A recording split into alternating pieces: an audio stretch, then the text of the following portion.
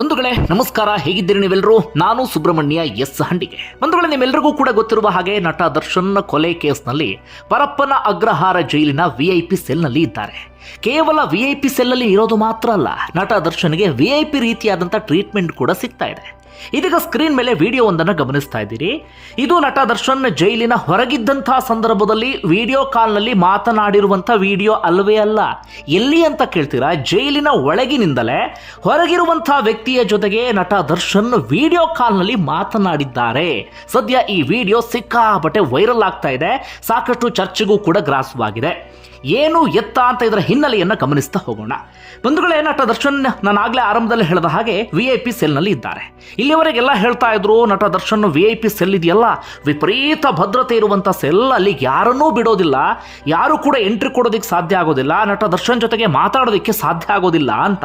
ಆದರೆ ಸಹ ಕೈದಿಯೊಬ್ಬ ನಟ ದರ್ಶನ್ ವಿಐಪಿ ಸೆಲ್ಲಿಗೆ ಆರಾಮಾಗಿ ಎಂಟ್ರಿ ಕೊಟ್ಟಿದ್ದಾನೆ. ಎಂಟ್ರಿ ಕೊಡೋದು ಮಾತ್ರ ಅಲ್ಲ, ಆತನ ಕೈಯಲ್ಲಿ ಫೋನ್ ಕೂಡ ಇದೆ. ಆತನಿಗೆ ಫೋನ್ ಅದು ಹೇಗೆ ಸಿಕ್ತೋ ಏನೋ ಗೊತ್ತಿಲ್ಲ, ಆತನ ಕೈಯಲ್ಲಿ ಫೋನ್ ಕೂಡ ಇದೆ. ನಟ ದರ್ಶನ್ ಸಿಕ್ಕಿದ ಖುಷಿಗೆ ಆತ ಏನು ಮಾಡಿದ್ದಾನೆ, ಅಣ್ಣ ನಾನು ಜೊತೆಗೆ ಇದ್ದಾನೆ ಅಂತ ಬಿಲ್ಡಪ್ ಕೊಡುವಂಥ ಉದ್ದೇಶದಿಂದ ಹೊರಗಿರುವಂಥ ಆತನ ಆಪ್ತನಿಗೆ, ರೆಡ್ಡಿ ಎನ್ನುವಂಥ ಆಪ್ತನಿಗೆ ವಿಡಿಯೋ ಕಾಲನ್ನು ಕೂಡ ಮಾಡಿದ್ದಾನೆ. ವಿಡಿಯೋ ಕಾಲ್ ಮಾಡಿ ನಟ ದರ್ಶನ್ ಮುಂದೆ ಫೋನ್ ತಗೊಂಡೋಗಿ ಇಟ್ಕೊಂಡಿದ್ದಾನೆ. ನಟ ದರ್ಶನ್ ಅಲ್ಲಿ ಹೊರಗಿರುವಂತಹ ವ್ಯಕ್ತಿಗೆ ಹಾಯ್ ಬಾಯ್ ಅಂತಾರೆ, ಊಟ ಮಾಡ್ದೇನಪ್ಪ ಅಂತೇಳಿ ವಿಚಾರಿಸ್ಕೊಳ್ಳುವಂಥ ಕೆಲಸವನ್ನ ಮಾಡ್ತಾರೆ. ಇಷ್ಟು ಆದಮೇಲೆ ಹೊರಗಿದ್ದಂಥ ವ್ಯಕ್ತಿ ಸುಮ್ಮನೆ ಇದ್ನ? ಇಲ್ಲ, ಆತನಿಗೆ ಖುಷಿಯನ್ನ ತಡೆಯೋದಿಕ್ಕೆ ಸಾಧ್ಯ ಆಗಿಲ್ಲ. ಆ ಉಕ್ಕಿ ಬರ್ತಿದ್ದಂಥ ಉತ್ಸಾಹ ಇತ್ತಲ್ಲ, ದರ್ಶನ್ ಜೊತೆಗೆ ಮಾತಾಡ್ಬಿಟ್ಟೆ, ಇನ್ನು ಏನು ಬೇಕು ಅಂತ ಹೇಳಿ ಅದೇ ಖುಷಿಲಿ ಹಿಂದೆ ಮುಂದೆ ಯೋಚನೆ ಮಾಡದೆ ಅದನ್ನು ತಗೊಂಡು ಸ್ಟೇಟಸ್ಗೆ ಹಾಕೊಂಡು ಬಿಟ್ಟ. ಆ ಸ್ಟೇಟಸ್ ಅನ್ನ ಜನ ನೋಡದೇ ಇರ್ತಾರಾ? ಜನ ನೋಡಿದ್ದು ಮಾತ್ರ ಅಲ್ಲ, ವಿಡಿಯೋವನ್ನ ಎಲ್ಲಿಗೆ ತಲುಪಿಸಬೇಕೋ ಅಲ್ಲಿಗೆ ತಲುಪಿಸುವಂತ ಕೆಲಸವನ್ನ ಮಾಡಿದ್ರು. ಅದರ ಪರಿಣಾಮ ಇದೀಗ ಮಾಧ್ಯಮಗಳಲ್ಲಿ ನಿರಂತರವಾಗಿ ಸುದ್ದಿ ಪ್ರಸಾರ ಆಗುವ ಹಾಗೆ ಆಗಿದೆ. ಈ ಮೂಲಕ ನಟ ದರ್ಶನ್ಗೆ ಮತ್ತಷ್ಟು ಕಂಟಕ ಇದೀಗ ಎದುರಾದಂತಾಗಿದೆ. ಯಾಕಂದ್ರೆ ಈ ಹಿಂದೆನೇ ನಟ ದರ್ಶನ್ ವಿಐಪಿ ಸೆಲ್ಗೆ ಸಂಬಂಧಪಟ್ಟ ಒಂದಷ್ಟು ಚರ್ಚೆಗಳೆಲ್ಲವೂ ಕೂಡ ನಡೀತಾ ಇತ್ತು, ಇನ್ನಷ್ಟು ಭದ್ರತೆಯನ್ನು ಹೆಚ್ಚಿಸಬೇಕು ಅಂತ. ಇದೀಗ ಇನ್ನಷ್ಟು ಭದ್ರತೆಯನ್ನ ಜಾಸ್ತಿ ಮಾಡ್ತಾರೆ. ನಟ ದರ್ಶನ್ ಹತ್ರ ಯಾರಿಗೂ ಕೂಡ ಸುಳಿಯೋದಿಕ್ಕೆ ಬಿಡೋದಿಲ್ಲ. ಅದೆಲ್ಲ ಇಲ್ಲಿರುವಂತಹ ಪ್ರಶ್ನೆ. ಇಲ್ಲಿ ನಾವು ಪ್ರಶ್ನೆ ಮಾಡಬೇಕಾಗಿರುವಂತಹ ವಿಚಾರ ಏನಪ್ಪಾ ಅಂದ್ರೆ, ಇಲ್ಲಿವರೆಗೆ ಹೇಳ್ತಾ ಇದ್ರು ಸಾಮಾನ್ಯ ವ್ಯಕ್ತಿಯ ರೀತಿಯಲ್ಲಿ ನಟ ದರ್ಶನ್ರನ್ನ ಟ್ರೀಟ್ ಮಾಡ್ತಿದ್ದಾರೆ ಅಂತ. ಆದರೆ ಇದೆಲ್ಲವನ್ನು ಕೂಡ ನೋಡಿದಾಗ ಹಾಗೆ ಅನಿಸ್ತಾ ಇಲ್ಲ. ಜೊತೆಗೆ ಜೈಲಿನ ಅಕ್ರಮಗಳೆಲ್ಲವೂ ಕೂಡ ಒಂದೊಂದಾಗಿ ಬಯಲಾಗ್ತಾ ಇದೆ. ಪ್ರಮುಖವಾಗಿ ಇಲ್ಲಿ ಉದ್ಭವ ಆಗುವಂಥ ಪ್ರಶ್ನೆ ಅಂದರೆ, ಆ ವಿಡಿಯೋ ಕಾಲ್ ಮಾಡಿದ್ನಲ್ಲ ಓರ್ವ ವ್ಯಕ್ತಿ, ಆತನಿಗೆ ಫೋನ್ ಎಲ್ಲಿಂದ ಬಂತು? ಫೋನ್ ಕೊಟ್ಟವ್ರು ಯಾರು? ಫೋನ್ ಹಿಡ್ಕೊಳ್ಳೋಕೆ ಅವಕಾಶವನ್ನು ಮಾಡಿಕೊಟ್ಟಂಥವ್ರು ಯಾರು? ಹಾಗಾದ್ರೆ ಫೋನ್ ಇಟ್ಕೊಂಡು ಆರಾಮಾಗಿ ಜೈಲಿನಲ್ಲಿ ಕಾಲ ಕಳಿಬಹುದಾ? ಹಾಗೆಲ್ಲ ಫೋನ್ ಇಟ್ಕೊಂಡು ಕಂಡವ್ರ ಜೊತೆಗೆ ಮಾತಾಡ್ತೀನಿ ಅಂತ ಆದರೆ ಯಾಕೆ ಸ್ವಾಮಿ ಅವ್ರನ್ನ ಜೈಲಲ್ಲಿ ಇಡಬೇಕು? ಸೀದಾ ಮನೆಗೆ ಕಳಿಸ್ಬಿಡಿ.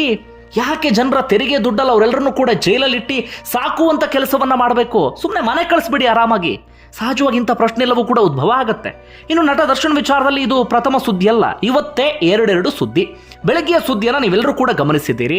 ನಟ ದರ್ಶನ್ ತಮ್ಮ ವಿಐಪಿ ಸೆಲ್ಲಿನ ಮುಂಭಾಗದಲ್ಲಿ ಇರುವಂಥ ಒಂದು ಗಾರ್ಡನ್ ಅಂತಹ ಪ್ರದೇಶದಲ್ಲಿ ದರ್ಶನ್ ಜೊತೆಗೆ ನಟೋರಿಯಸ್ ರೌಡಿ, ಆತನ ಸಹವಾಸವನ್ನು ಕೂಡ ದರ್ಶನ್ ಮಾಡಿದ್ದಾರೆ. ದರ್ಶನ್ ಅಭಿಮಾನಿಗಳು ಬಯಸ್ತಾ ಇದ್ರು ಇನ್ನಾದ್ರೂ ನಮ್ಮ ಅಣ್ಣ ಬದಲಾಗ್ಬಿಡ್ತಾರೆ ಅಂತ. ಬದಲಾಗುವ ಹಾಗೆ ಕಾಣಿಸ್ತಾ ಇಲ್ಲ. ಯಾರನ್ನ ನಟೋರಿಯಸ್ ರೌಡಿ ಅಂತ ಕರಿತಾ ಇದ್ವೋ ವಿಲ್ಸನ್ ಗಾರ್ಡನ್ ಆಗ ಆತನ ಸ್ನೇಹವನ್ನ ಬೆಳೆಸ್ಕೊಂಡಿದ್ದಾರೆ, ಆತನ ಜೊತೆಗೆ ಆಪ್ತತೆಯನ್ನ ಜಾಸ್ತಿ ಮಾಡ್ಕೊಳ್ತಾ ಇದ್ದಾರೆ.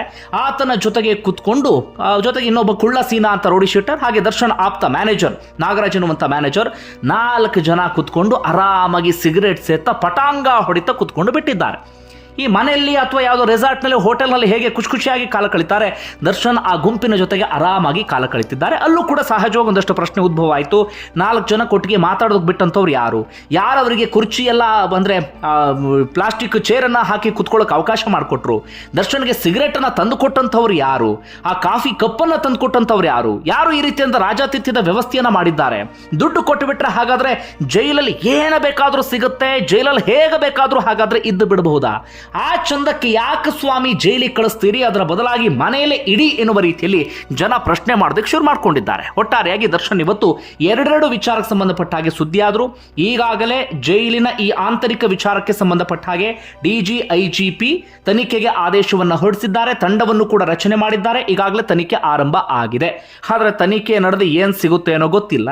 ಯಾಕಂದರೆ ಹಿಂದೆಯೂ ಕೂಡ ಜೈಲಿನ ಅಕ್ರಮಗಳ ಬಗ್ಗೆ ಸಾಕಷ್ಟು ಮಂದಿ ಪ್ರಶ್ನೆಯನ್ನು ಎತ್ತಿದ್ದಾರೆ. 2 ದಿನ ತನಿಖೆ, ಮತ್ತೊಂದು ಮಗದೊಂದು ಅಂತ ದೊಡ್ಡ ಮಟ್ಟಿಗೆ ಸದ್ದು ಆಗ್ಬಿಡುತ್ತೆ. ಅದಾದ ಬಳಿಕ ಮತ್ತೆ ತಣ್ಣಗಾಗ್ಬಿಡುತ್ತೆ. ಏನೇ ನಡಿಬೇಕು ಅದೆಲ್ಲವೂ ಕೂಡ ನಡೆಯೋದಕ್ಕೆ ಶುರುವಾಗುತ್ತೆ. ಈಗ ದರ್ಶನ್ ವಿಚಾರಕ್ಕೆ ಮತ್ತೊಮ್ಮೆ ಬರೋದಾದ್ರೆ, ದರ್ಶನ್ರಿಗೆ ನಿಮ್ಮೆಲ್ರಿಗೂ ಕೂಡ ಗೊತ್ತಿರುವ ಹಾಗೆ ಒಳ್ಳೆ ಇನ್ಫ್ಲುಯೆನ್ಸ್ ಇದೆ, ಒಳ್ಳೆ ದುಡ್ಡಿರುವಂಥ ಮನುಷ್ಯ, VIP, ಸ್ಟಾರ್ ನಟ, ಇದೆಲ್ಲವೂ ಕೂಡ ಗೊತ್ತಿದೆ. ಆರಂಭದಲ್ಲಿ ಹೇಳ್ತಾ ಇದ್ರು ಸಾಮಾನ್ಯ ರೀತಿಯಲ್ಲಿ ಟ್ರೀಟ್ ಮಾಡಲಾಗ್ತಾ ಇದೆ, ಅವರಿಗೆ ಬೇರೆ ಏನು ವಿಶೇಷವಾದಂಥ ವ್ಯವಸ್ಥೆಯನ್ನು ಮಾಡಿಕೊಟ್ಟಿಲ್ಲ ಅಂತ. ಆದರೆ ಈಗ ಇದೆಲ್ಲವನ್ನು ಕೂಡ ನೋಡಿದಾಗ ಬಹಳ ಸ್ಪಷ್ಟವಾಗಿ ಗೊತ್ತಾಗ್ತಿದೆ, ದರ್ಶನ್ ಆರಾಮಾಗಿ ಜೈಲಿನಲ್ಲಿ ಕಾಲವನ್ನು ಕಳೀತಿದ್ದಾರೆ.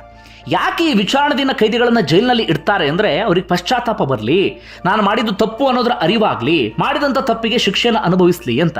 ಆದರೆ ದರ್ಶನ್ರಿಗೆ ಪಶ್ಚಾತ್ತಾಪ ಪಡೋದಕ್ಕಾಗಲಿ, ತಾನು ಮಾಡಿದ್ದು ತಪ್ಪು ಅಂತ ಅರಿವಾಗೋದಕ್ಕಾಗಲಿ ಯಾವುದಕ್ಕೂ ಕೂಡ ಅವಕಾಶವನ್ನು ಮಾಡಿಕೊಡೋ ರೀತಿಯಲ್ಲಿ ಕಾಣಿಸ್ತಾ ಇಲ್ಲ. ಯಾಕಂದರೆ ಮನೆಯಲ್ಲಿದ್ದಾಗ ದರ್ಶನ್ಗೆ ಏನೇನು ಸಿಗ್ತಿತ್ತು ಎಲ್ಲವೂ ಕೂಡ ಜೈಲಲ್ಲಿ ಸಿಗ್ತಾ ಇದೆ. ದರ್ಶನ್ ಮನೆ ಊಟ ಬೇಕು ಅಂತ ಕೋರ್ಟ್ ಅರ್ಜಿ ಹಾಕಿದ್ರು. ಯಾಕೋ ನೋಡಿದ್ರೆ ಕೋರ್ಟ್ ಅರ್ಜಿ ಹಾಕುವಂಥ ಅವಶ್ಯಕತೆನೇ ಇರಲಿಲ್ಲ ಅಂತ ಅನ್ಸುತ್ತೆ.